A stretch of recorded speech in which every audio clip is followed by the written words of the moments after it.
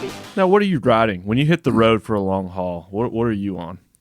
I have a 1973 Shovelhead, which is a Harley Davidson. Yeah. Yeah, it was my uncle's bike back in the day, and he died on it in 1988. And Oh, then, dude. Yeah, it was a shrine to my aunt for 20 years. And then she one day called me up. She's like, well, she told me before, she's like, when I die, I want you to have Uncle Jimmy's Shovelhead. Because I was getting into bikes, so I had like an XS 650 chopper. And I was like, The wow. same one that exploded on you? No, that was an XS 750. Oh, okay. All right. But yeah, close enough. But she was like, yeah, when I die, I want you to have this bike. But then she calls me a few months later, and she's like, hey, you can come get this bike whenever you want. And I was like, oh, shit. Like, are you dying? Like, what's going on? You just told me. She's like, no.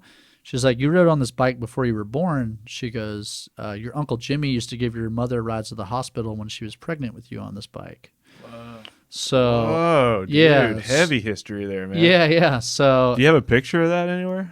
I click back out of this photo, Katie. I don't think I have a photo on I recently disabled my personal Instagram just because I wanted to focus on my photography. Oh, okay. So there's not going to be a photo on here of it.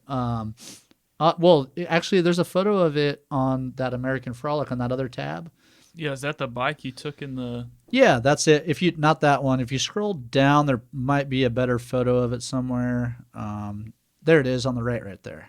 Yeah, it's in pieces right now, but dude, that thing looks awesome. All right, let's talk about is that a Crazy Frank? It is. Fender? Look at you, is that man. what that is, Mr. Okay. Biker? All right, holy yeah. shit! I don't know much. Not a lot of people know about that. I know, man, and they are hard to find, dude. They are, yeah. That's Frank's. I love the Frank and then like the King Queen. Yeah, so that wasn't. That's so sick, dude. That's awesome. Yeah, that's not what my bike. That's not what my uncle's bike looked like at all. It was pretty much a stock FLH, fat bobs and a bob fender and all that. But yeah, that's what I turned it into, and now it's in pieces and it doesn't look anything like that anymore. But I've had it for about 10 years now, so I try to redo it every so often. So I would have seen that around town, maybe. Yeah, there's a portrait of him on the gas tank. So he kind of looks like Bob Seger, but my friend painted a portrait of him. On the front of on the top of the gas. He looks like why do you have a portrait of Bob Seger painted on your gas tank? I was like, I love Bob Seger, man. And a lot of people are like, why do you have a portrait of yourself painted Against on your the gas wind, tank? dude. Come I'm on. like, yeah, I'm a fucking asshole. I got a portrait of myself painted on my own gas tank for sure. What the fuck is wrong with you? That's not me. It looks nothing like me. But a lot of people get a lot of people, Jesus, Bob Seger. If you go back out, there might be another photo of the gas tank somewhere. But we don't have to search too hard for it. Sounds annoying. I'm interested now. Well, we can find it at some point if you shoot it to me.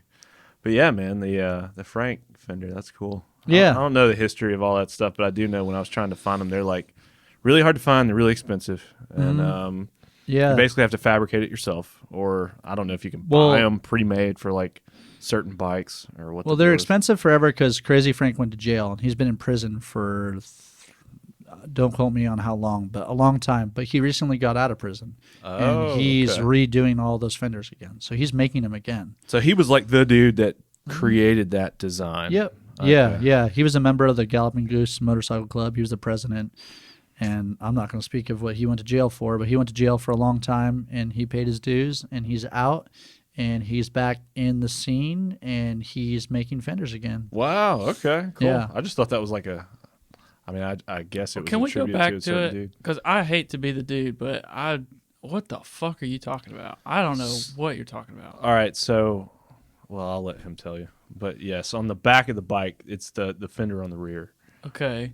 See where the seat's attached to, and that silver thing that comes up out of the back? Yes. So if you see behind my exhaust, see how my exhaust points up like that? Yes. So those are shocks. So a lot of people in the 70s and 80s, they would run rigid frames, which those shocks wouldn't be there, and it's just a rigid bike. Yeah, dude. And so you can make a king and queen seat easy with a sissy bar and all that stuff. They go straight from the wheel all the way up. Exactly. So, but if you wanted to keep your bike swing arm, this was an alternative to having a king and queen seat with a sissy bar, with a with the tail light and the license plate bracket all in one. So it was all-encompassing, and they called them the rear connections is what they were called. Crazy Frank's rear connections. Okay. So it gives you that comfort of a Softail, but it still looks rad. You know what I mean? Like you still have that sleek design. Yeah, so it almost looks like there's no shocks there, especially because mine have covers over them. They're solid covers over them. But yeah, that was his alternative to being like, all right, you just bolt this thing on and go, which isn't.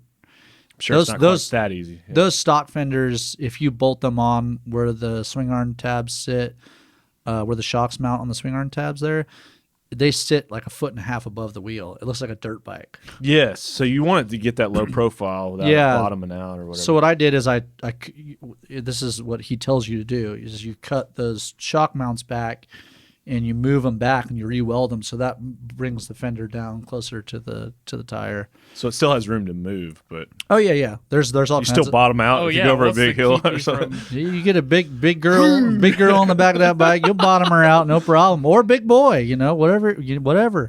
I've had homies on the back of that bike and been like, I smell burning. And it was like, oh, it's the rubber. Don't worry about it. I was like, oh yeah, your fucking tire's on fire. Like pull over. I've had so many grooves because there's bolts on the inside, and if you push that thing down far enough, those bolts will go. Oh, dude, get dug in. But that's rare.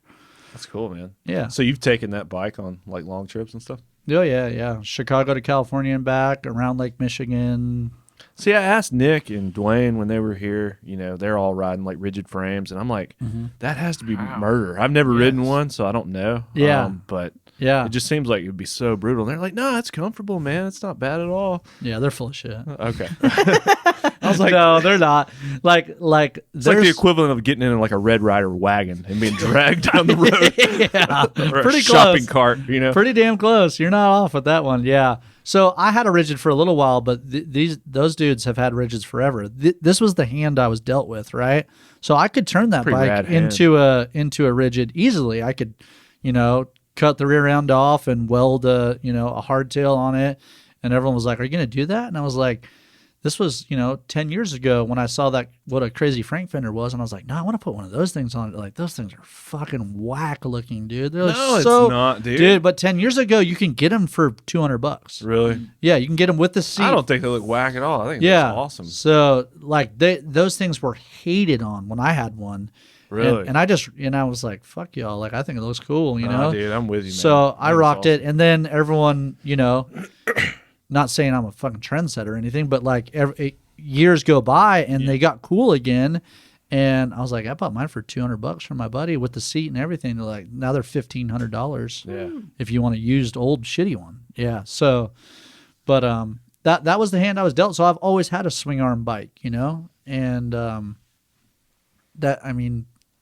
it is what it is. Like if I had a I wasn't going to cut up my uncle's bike, Yeah. I was going to leave the that. frame and the, everything is as close as I could, because one day that frame will be worth as much as a straight leg frame that came from the factory, 60, 70 years ago. So.